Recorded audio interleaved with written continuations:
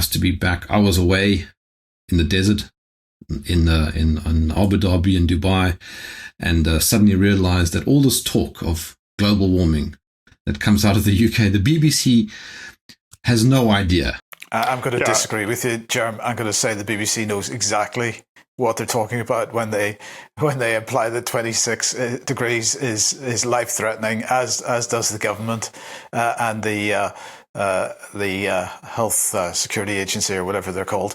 That, it's just incredible how they push this narrative, and even more incredible how people believe it in many cases. So I would say that it's not the BBC that we need to be considering here. It's people again, and whether we're prepared to accept what is normal being dressed up as being abnormal in some way. I said Middle East. I am going to get fired shots at by some folks saying that the Gulf states are not Middle East, and that they are actually, what would you call it, Southwest Asia. Well, not necessarily, because are you talking about Lebanon, or are you talking about the Gulf states, or which states? The Gulf states. Yeah. Sorry, Charles, I interrupted. No, I was just wondering whether we were going to start hair splitting this early on in the session, but but perhaps we are. Why not? Frankly, it's the end of the week. I think it's wonderful to hear a tale of that, and to discover that you have come back safely and you didn't drop into a heap on the pavement, and indeed presumably you didn't see anybody else melting in the heat.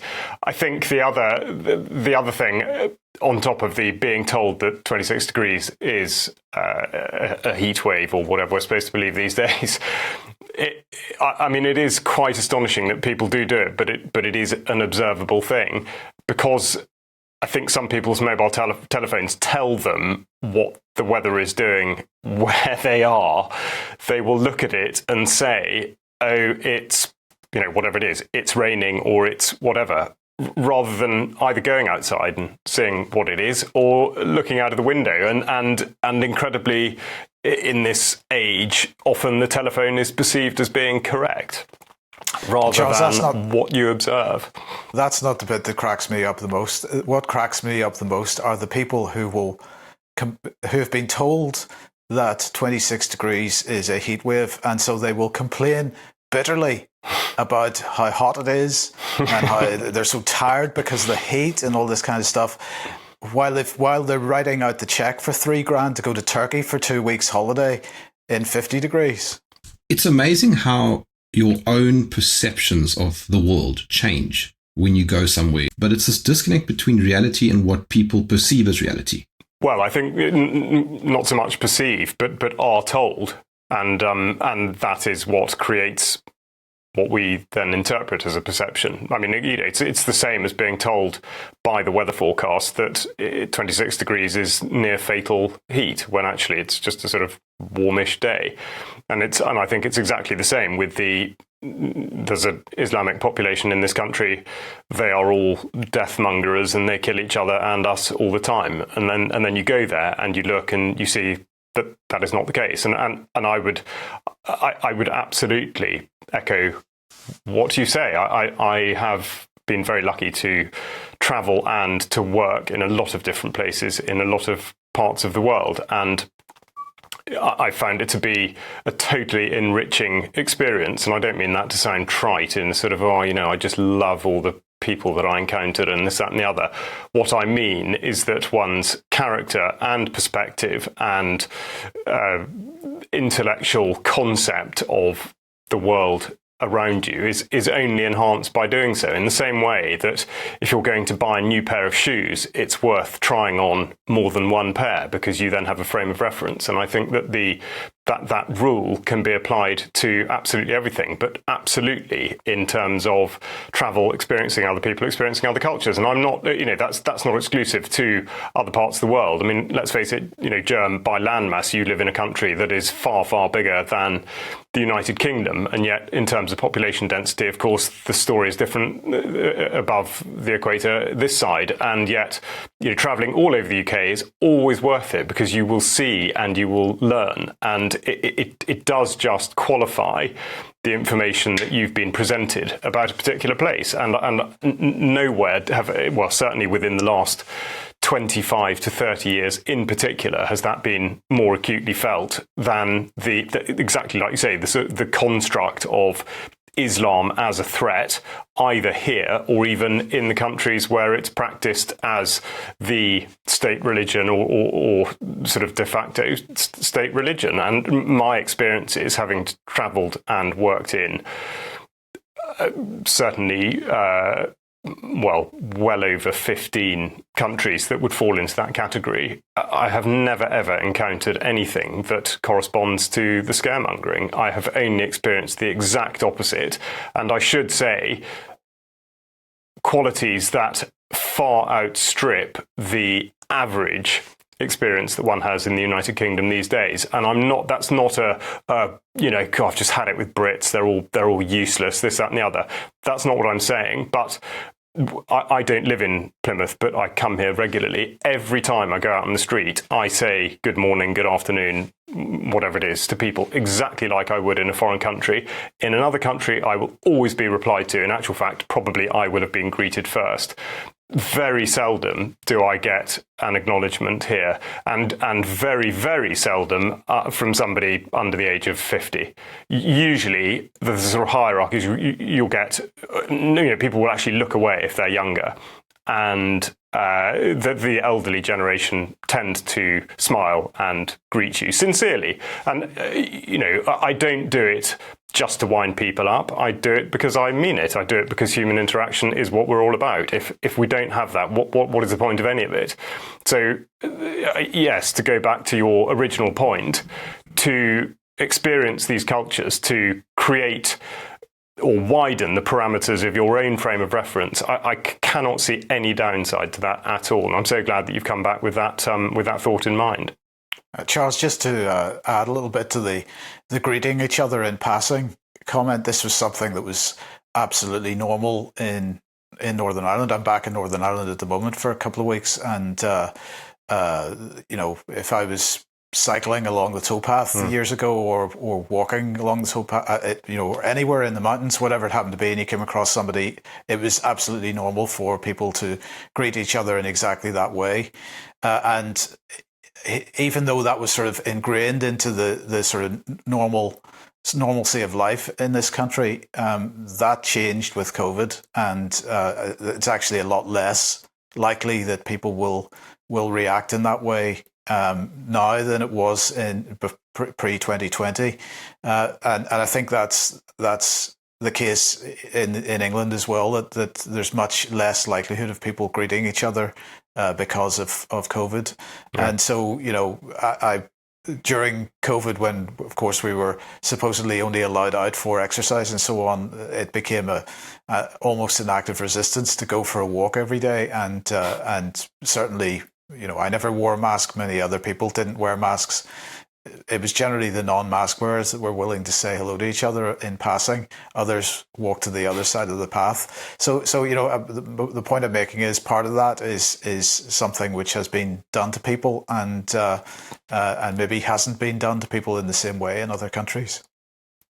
Yeah, I totally agree. And actually, just to extend that a tiny bit, it's really interesting to hear the Northern Ireland perspective. It reminds me of how life is on a motorbike. And if you pass another bike in England, you sort of nod your head sideways towards the biker. And I was delighted years ago to cross the border and find that bikes in Scotland, and I dare say this may be the case in Northern Ireland, but you wave at each other. And it might seem like a minor difference, but it's a really significant one. And similarly, riding a bicycle in Scotland, I've biked the whole way through Scotland and England in one go. Obviously stopping overnight, but But the same was true there. People, if you bike through a village in Scotland, people will actually greet you, even if you're on a bicycle. And England, pretty much nothing. It's a really interesting difference. The whole thing about Islam is so sensitive because people have been so propagandized into thinking that they are the enemy. What you're seeing in Europe is what my guest a few nights ago, Miriam Charabati, was talking about, takfirism, which is a politicized version of Islam, like ISIS and those extreme groups they are designed to create all sorts of conflict. But if you go into those regions where Islam dominates, it's extremely peaceful, and you get a very, very different sense of reality. So there's a couple of points there, Jerm. The first is takfirism, as you're describing it. This is Wahhabism. Effectively, it's this is something which is a creation of the British deep state. It's, as is Muslim Brotherhood, as is Al Qaeda, with the help of the Americans, and so on. Extremist Islam is something, I mean, we've been trying to make this point many, many times, but the extremist Islam is something which is a creation of geopolitics and a creation of particularly the British. So that we've got to see that in that context. And one of the most striking things that Vanessa said to me, because she, as you know, experienced the collapse of Syria in December, I was speaking to her many, many times when the call to prayer would be issued, and the sound of that in the background was actually something quite beautiful. The style of the singing and so on was something quite beautiful. When the extremists moved in, that was changed, and it became harsh, and it became unpleasant, and it was actually something extremely ugly. And just that one small change identified that something quite, that was something that was representative of the extremism which had moved in almost overnight in her area of Damascus. And then, of course, she had to leave very, very quickly and through a very dangerous situation. But my point is that this is not what most people perceive as Islam is not Islam. It's something. It's a creation. It's something which is beyond the experience of most people in these countries in that region.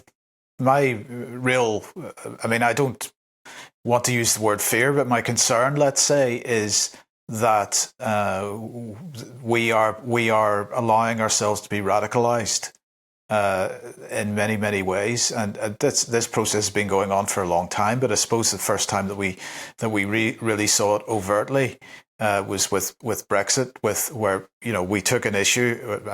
When I say we, I mean the British government took an issue, and the British media took an issue, and they managed to split the population basically in half and drive people towards the absolute extremes of the argument.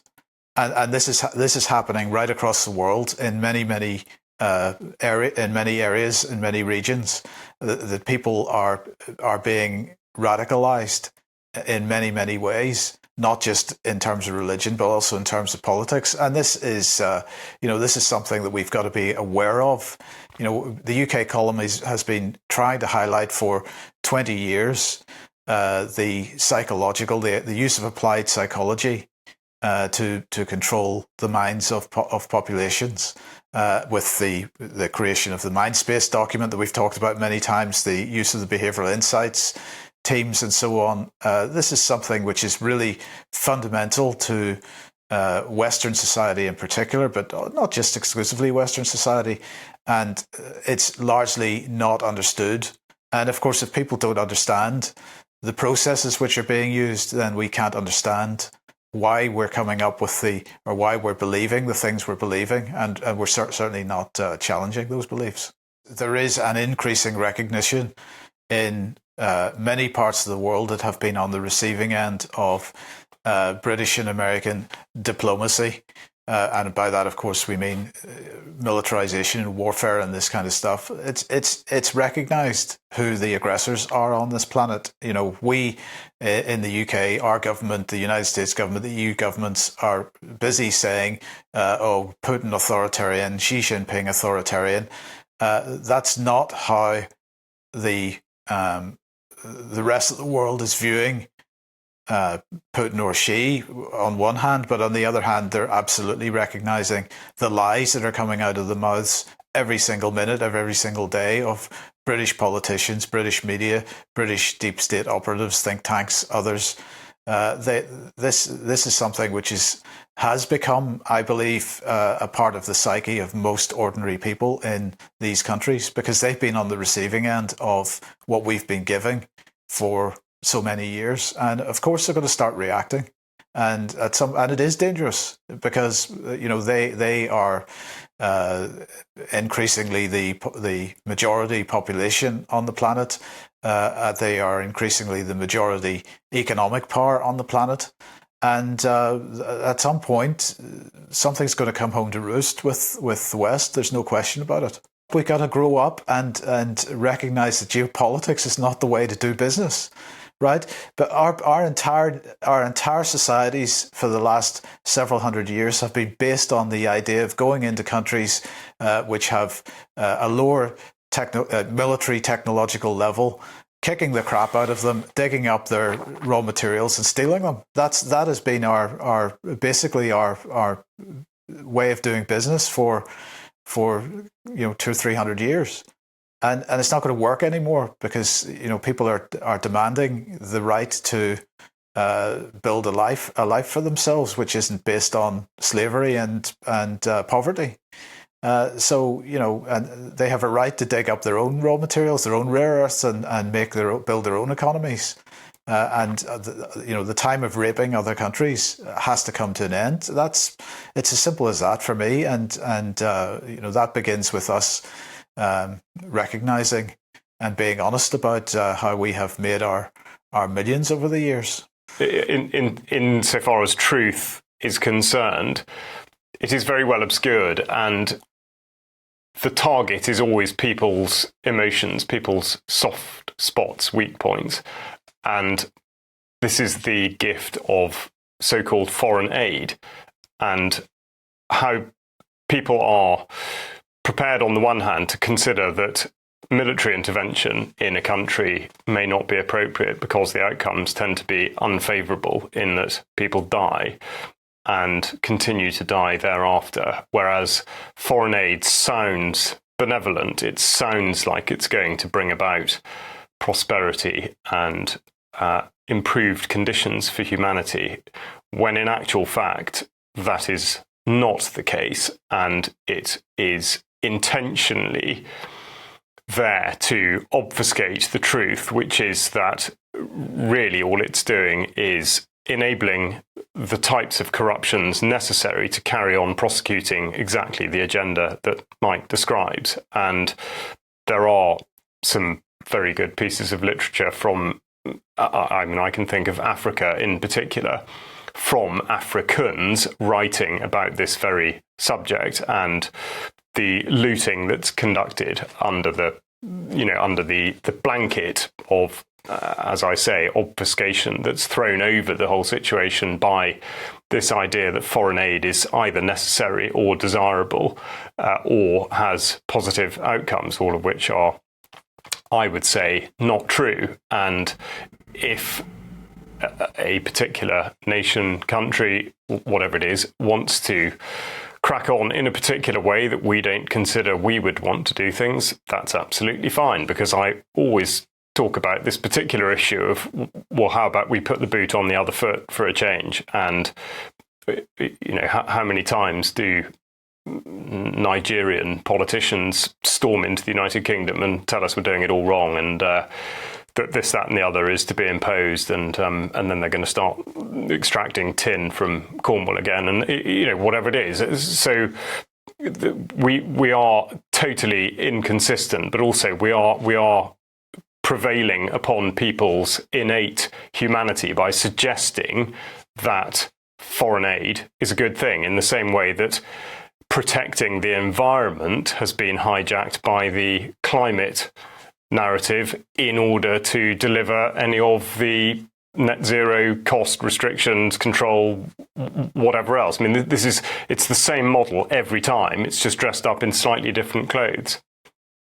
I think it was Alexander Dugin who wrote about something called the fourth political theory, in which he basically argues that just leave every region or country or nation to determine what's best for itself. Yes, I mean, all I would add to what I was going to say is that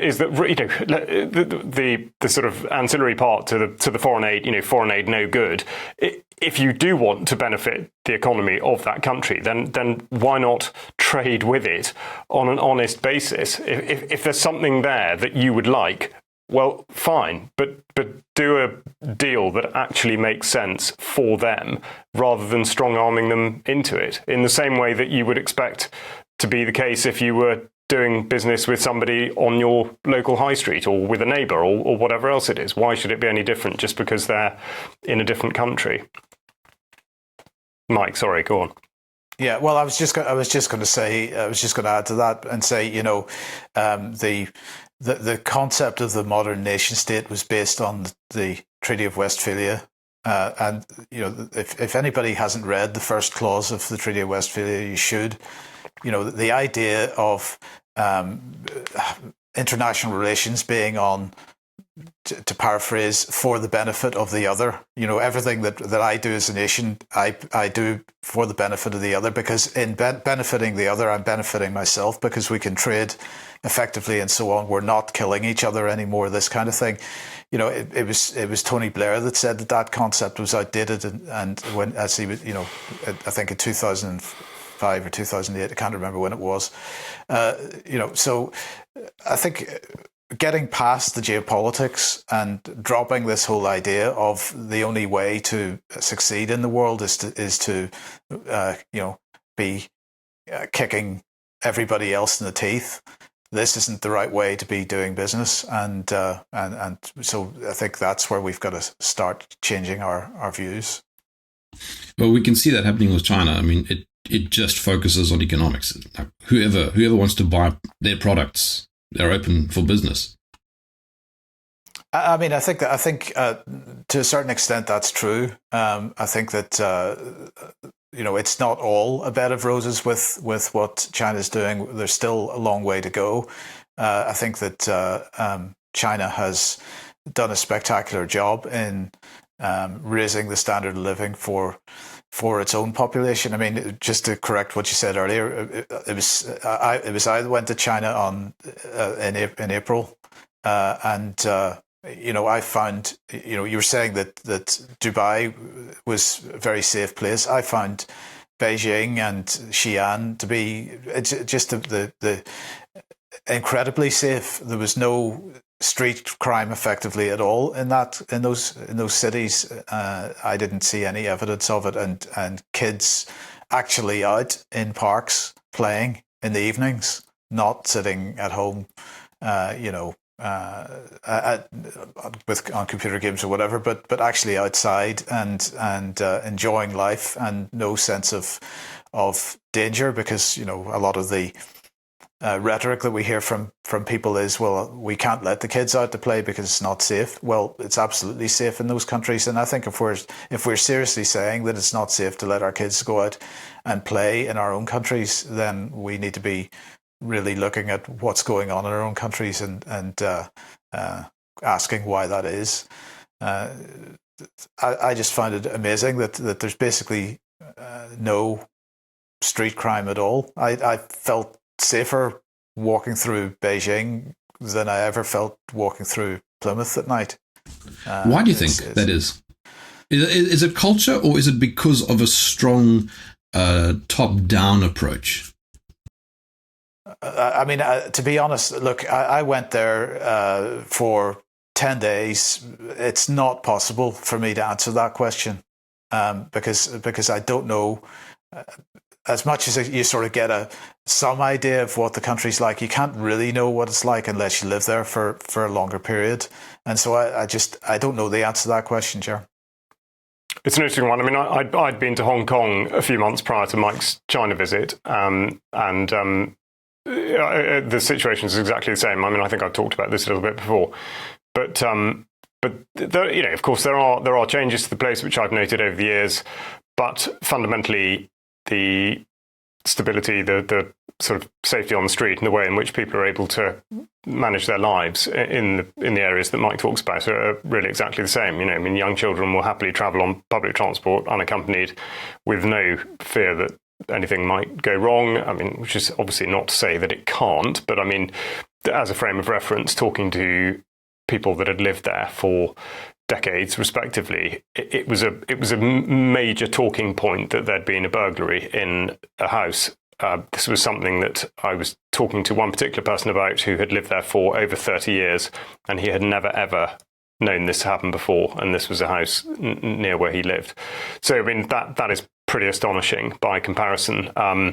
The very simplified sort of theory on Hong Kong is that the relationship between the police and the triads is such that the triads are effectively allowed to conduct sort of large-scale crime, and a blind eye will be turned as long as petty and violent crime that does affect the way people lead their lives or are able to express those sorts of freedoms is not compromised. And people are going to have issues with that. Of course they are. But the fact of it is that the way it plays out for society means that they get to live their lives unencumbered by all the sorts of crimes that we do see, certainly in the United Kingdom, and I would say in the wider Western world. And that just general sense of degeneracy that you see on the streets, that is not evident in Hong Kong. And there does seem to be still a culture of enterprise and people just getting up and getting on. And the interesting thing would be to know on a sort of chicken and egg basis how that works. I mean, I think in the United Kingdom, it is very obvious that there is fairly early on in life, I'm afraid for people now, I think there's a binary option of whether you want to live off the state or whether you want to live off an income that you generate yourself. And ultimately, the results, depending on what sort of lifestyle you want to lead, are similar. If you want a big telly, computer games, accommodation, and all the rest of it, the state will actually provide that with you. That might sound overly cynical, but that really is the case. And for a lot of people who've grown up knowing that way of life, then there doesn't seem to be anything wrong with it. And I'm not necessarily here to pass judgment, but I'm just saying that, bearing in mind that is an option here, it is easy to see that that would be a driver of all the sorts of scourges that we do see, or that we might regard as being scourges, on the way that people do behave in the way that society relates to itself. I would suggest that the situation in China and Hong Kong is different, and people don't therefore have those options presented to them. And this is actually closely related to the idea of foreign aid. I'm not suggesting you just turn the tap off immediately, because clearly that's unrealistic, but it would absolutely be preferable, desirable, I'm sure, for a society to run where people are able to make their own way in life. Yes, you want to have the ability to be able to help people where required, but traditionally that was done by families. And of course, we've seen a very deliberate breakdown of the family unit, with a dependence, therefore, on the state, and which means the state can do what it likes.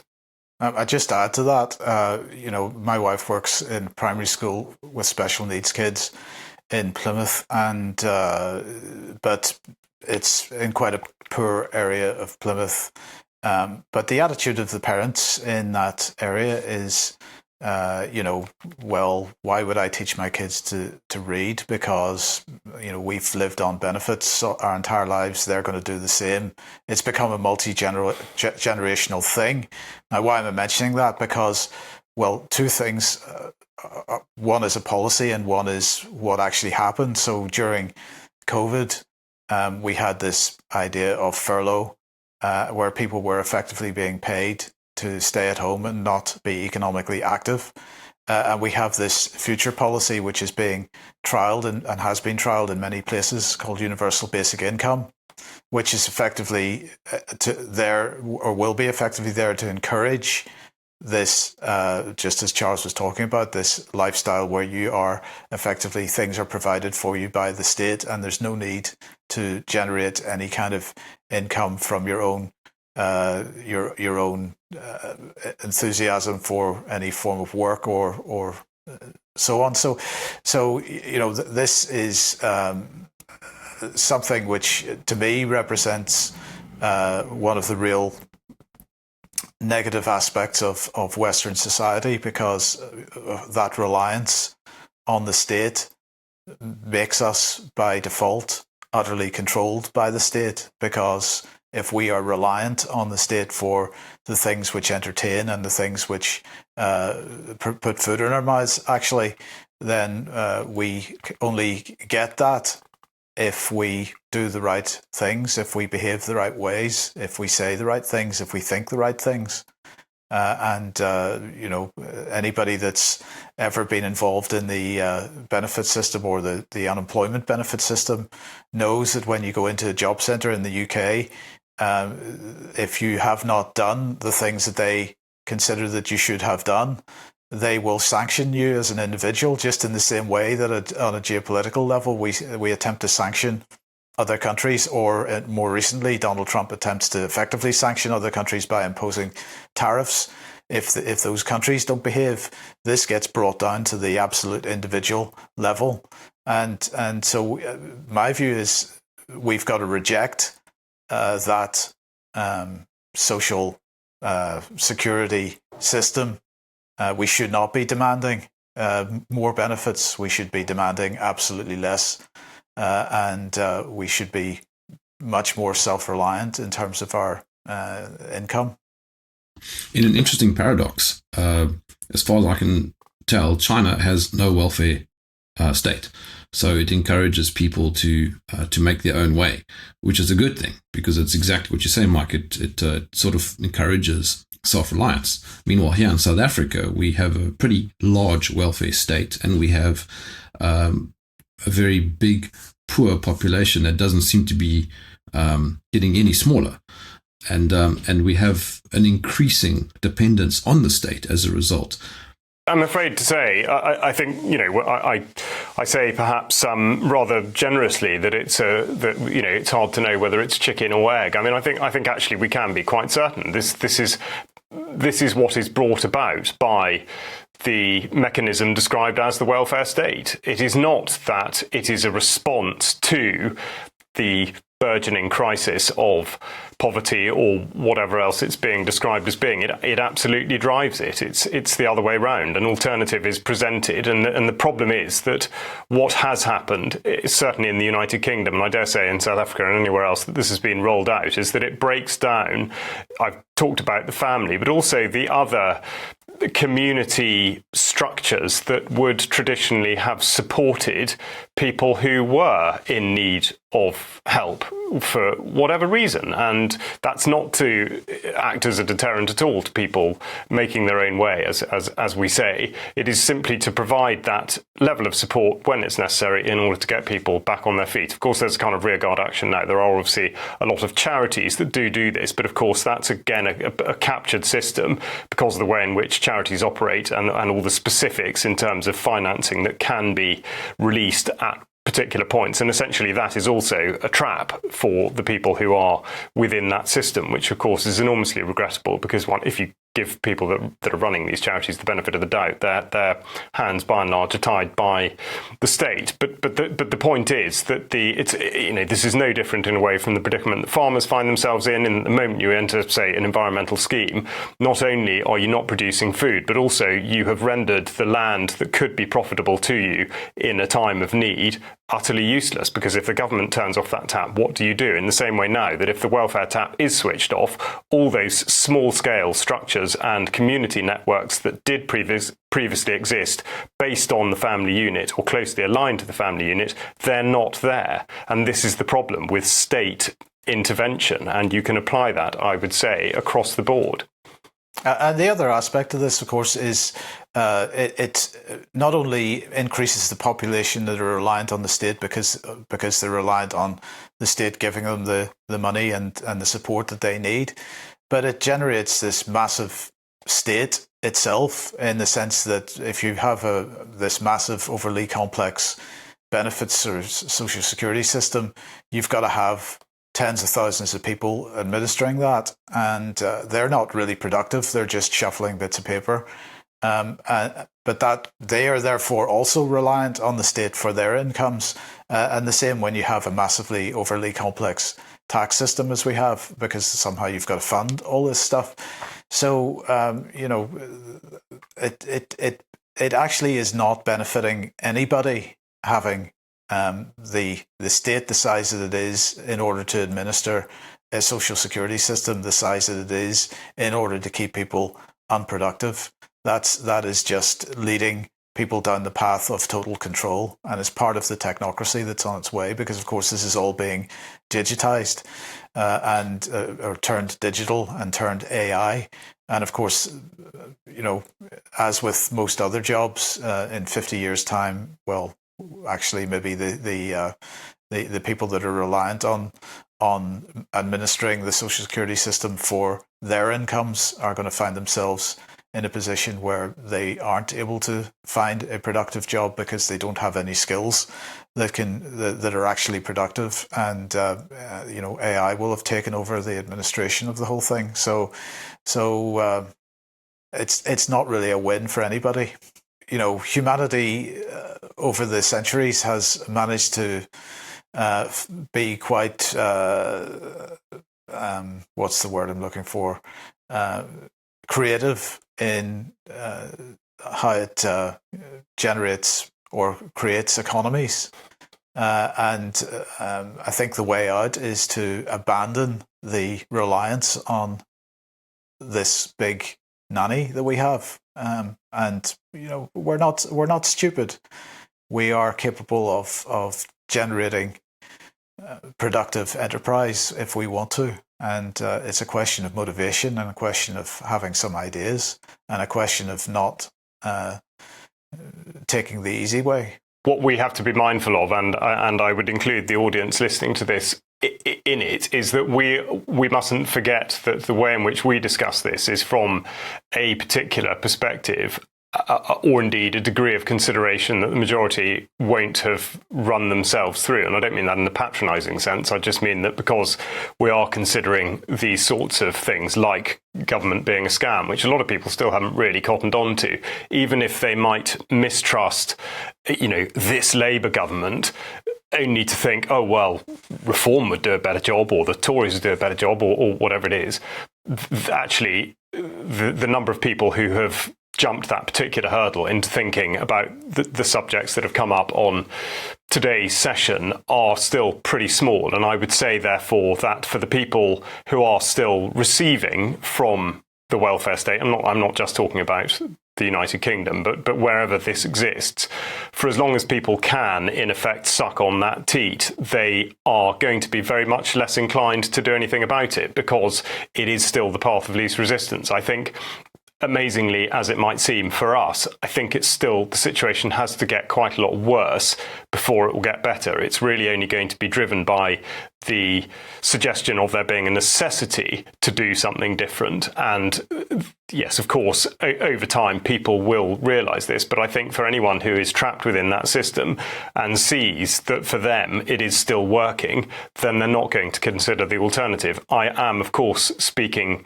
generally, and one hopes that in a fairly short period of time, more and more people will become alive to this. And also the sort of multiplier effect, even if it's only within one small community, that, let's say 5 or 6 people who have led a life like this are captivated by some new initiative there. Somebody has started a business and these people want to join in, and that has a knock-on effect. I mean, I think it's going to be small activities like that rather than a sort of widespread response to what we perceive to be a disastrous system. But I do think, I don't mean to sound negative in saying this, but I do think that we shouldn't underestimate the degree to which other people are not really considering the sorts of things that we're talking about in the way that we look at them.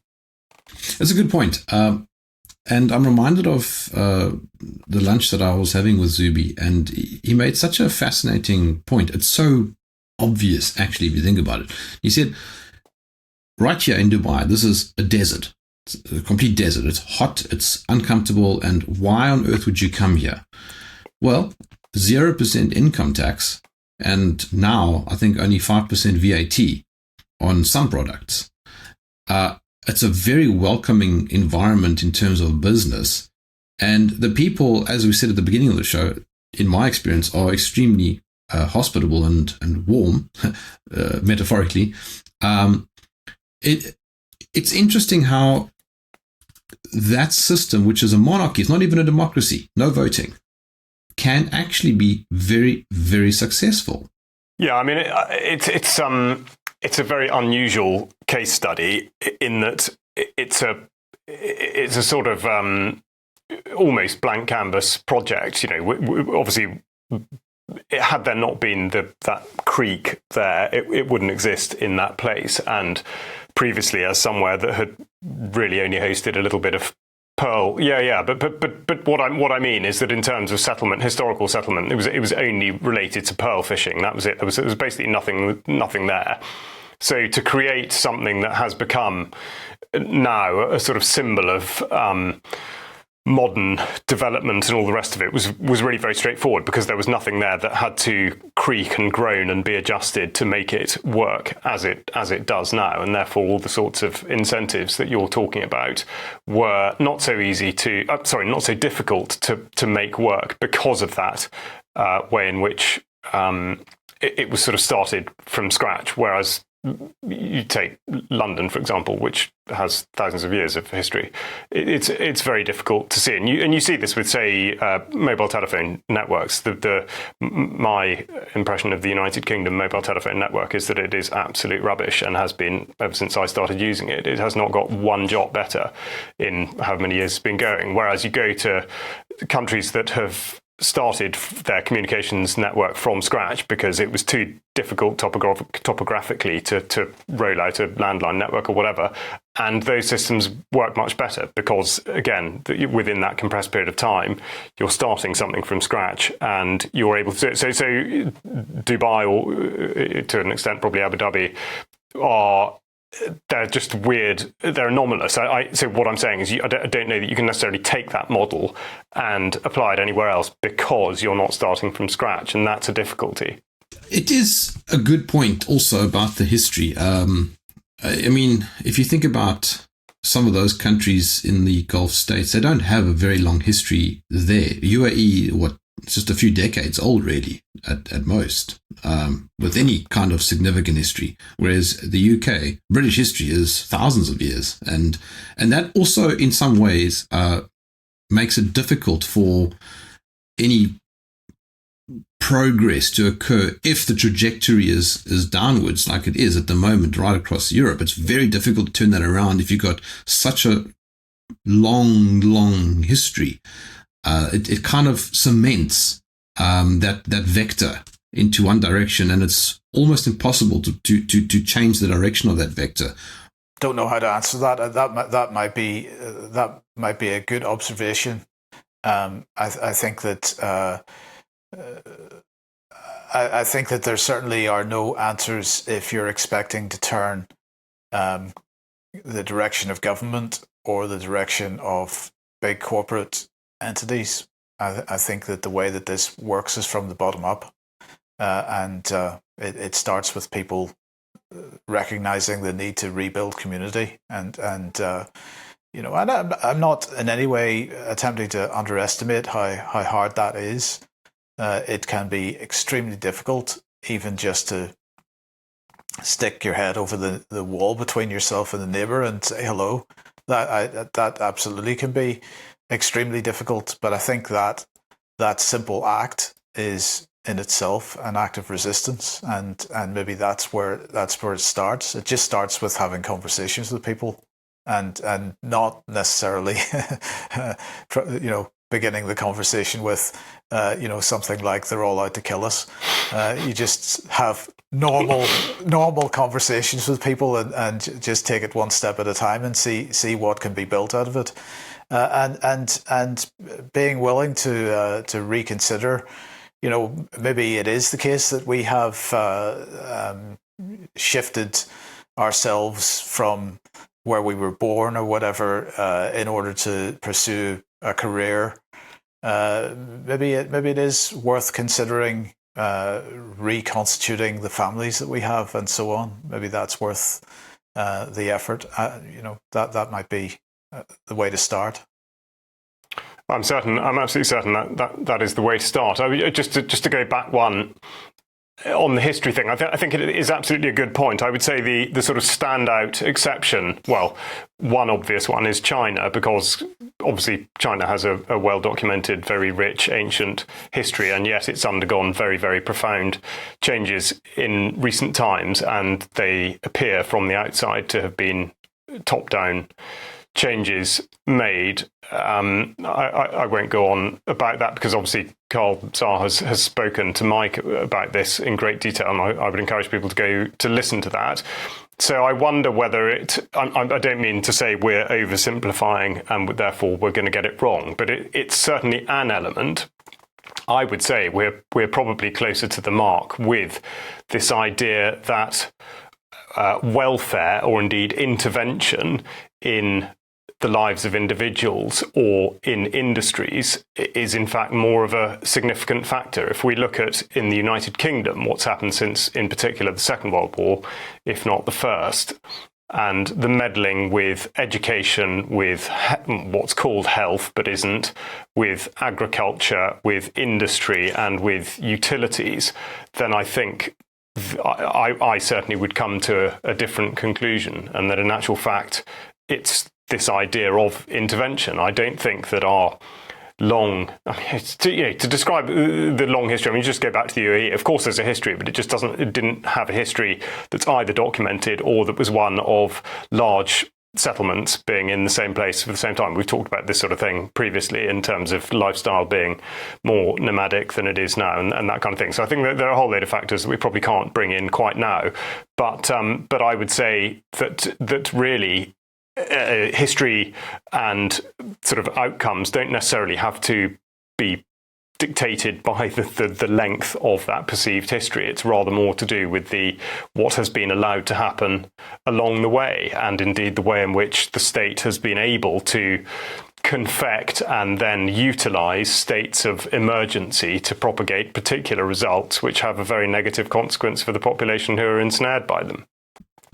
I think the overarching comment here, though, is that there isn't a formula that applies across the board. It does definitely seem to be the case that different populations or different groups of people respond differently to different ways of governance. You can't say, well, we're going to take democracy there. If they don't want it, they don't want it. I don't think it's even a case of taking democracy. That if we were just taking democracy, the way that the way that missionaries took Christianity or whatever, if we were taking it to other countries and we were trying to sell it as a concept, that would be one thing. But that's not what we're doing. We're imposing it. We're saying, we're saying we will give you all this cash if you become a democracy, or we're saying if you don't become a democracy, we're going to run a regime change war against you. It's that in itself, the entire approach that we have taken on our exporting of democracy to developing countries should give us a clue about what democracy is. It's not what we think it is, and really, if the entire basis of if our entire basis of installing democracy in another country is that you have no choice about whether you take it or not, then does nobody see the irony in that? So I was just thinking of the reference there to missionaries, for example, and thinking about David Livingstone, who is arguably the best known missionary of the Victorian era, and a couple of things of note. First of all, in terms of his success at in his mission, it's reported that in actual fact he only, in all his time exploring the African continent, he only converted one person to Christianity. He had converted two, but one subsequently decided that actually it wasn't for him, and he was I forget who he was. So the result was that he converted one person to Christianity successfully during that period of time, which extended for at least 2 decades. And also it's reported that one tribal chief found the idea of Christianity so hilarious that he stood on his head whilst laughing about it. So that was one thing, but look at where Christianity in Africa is now, and Livingstone could not possibly have foreseen that was going to happen, although he would have hoped for it. So that has been a fascinating thing to watch play out nearly 200 years later, and then the other thing, going back to perspective from exploring and travelling and seeing other cultures, it is quite remarkable to think the ground he covered and the astonishing things he saw. And it's an anecdote, and I'm not really sure why I'm bringing it in, but I just think it's so remarkable. He is reputed to have discovered in the way that only Westerners could, because apparently nobody there could actually see these things. But he was supposed to have discovered what's now called the Victoria Falls, Moso Otunya, in 1855. And yet he passed through that very area 5 years previously and was told about it, and he could even hear the waterfalls, and he could see what is the smoke that thunders, the spray that comes up off the falls. But he said, no, I'm sorry, I'm too busy, I've got to crack on, and I'm not going to go and look at it now, despite being that close to it. And it wasn't until 5 years later that he went back and found it. So I'm not sure if there's necessarily a moral of the story there, but it is incredible to think that his perspective, going back to the beginning of the conversation, was such that he was focused on presumably getting to wherever it was, or indeed his mission to convert people to Christianity, that he ignored what is widely regarded as probably the greatest natural wonder of that region of all of Africa. Totally bizarre. To what degree one can attribute his explorations and efforts to what has transpired subsequently, I wouldn't know. And as I say, it's sort of humorous that it's a bit like Jack the Ripper being the most notorious serial killer ever, but actually, I say only, I mean, he killed 5 people, and I think if you straw poll, most people think it was many more than that, and Livingstone having only successfully converted one person sort of seems ridiculous. But actually then look at how dominant the Christian church in Africa has become, and how, interestingly, they in particular have rejected, well, it was in particular Justin Welby. I know that seems like a bit of a sidetrack, but the point is, going a bit like the sort of too early to tell with the French Revolution, we can't really know what's going to happen as a result of these sorts of actions or these sorts of things we're discussing now. But I think we have to remain hopeful, and we have to continually talk about the positive benefits of, exactly like Mike was just saying, reinvigorating the family unit and making that the most important thing. Mike, let's come in for a landing. Let's close off with a concluding thought from you based on this conversation. You always do this to me, concluding thoughts. What am I supposed to... I don't know, concluding thoughts, my goodness me. Look, I would just say that, we all recognise, I think we've had a good conversation here, we all recognise what the issues are. We absolutely, lots of people find those issues to be completely overwhelming. If that's the case, then maybe we just need to be going back to basics and thinking about how we build our own societies again. Now, this, as we know, according to the current definition of extremism, is an extremist view. I think that we should reject the forms of extremism that the British government and the British media are pushing us into, and grab with both hands that definition of extremism and run with it. Mike, Charles, I'll see you gents next week.